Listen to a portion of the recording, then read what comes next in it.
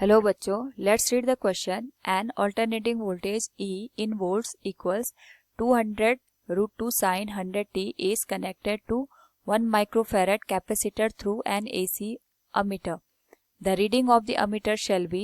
Here we have 4 options. Now, first of all, we will discuss here the key concept which is current in capacitive circuit. तो जब भी हम यहाँ पे किसी कैपेसिटिव सर्किट की बात करते हैं इन एसी सर्किट, वहाँ पे एक कैपेसिटर का कनेक्शन दिया होता है विद एसी वोल्टेज.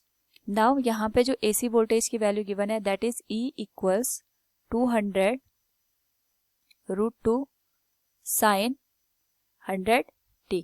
यहाँ पे जो 100 है it is value of angular frequency, 200 root 2 it is peak value of voltage, और यहाँ पे अगर हम बात करें C की it is 1 microfarad that is 1 into 10⁻⁻⁶ farad. हमें यहाँ पे जो करंट की वैल्यू है वो फाइंड आउट करनी है क्योंकि the reading of the ammeter is same as the value of current. तो यहाँ पे अगर हम बात करें reading of ammeter is RMS value of current in a capacitive circuit. So अगर हम बात करें यहाँ पे सबसे पहले IRMS की, तो it will be equal to E RMS divided by XC.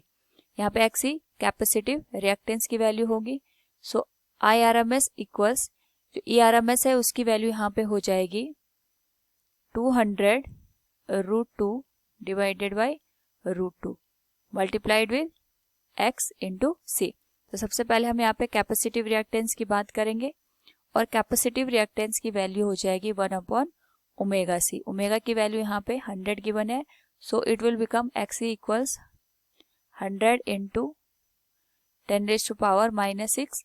C की वैल्यू हो गई. So it will become 10⁴ Om.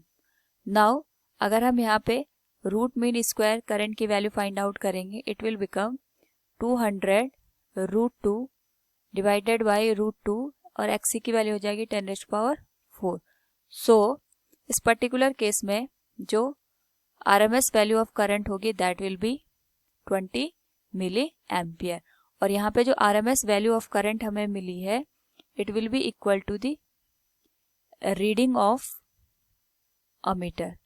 So we can say from the given question यहाँ पे जो अमीटर की रीडिंग होगी that will be 20 milli ampere. So option B will be the correct answer. Hope all you understood it. Thank you and best of luck.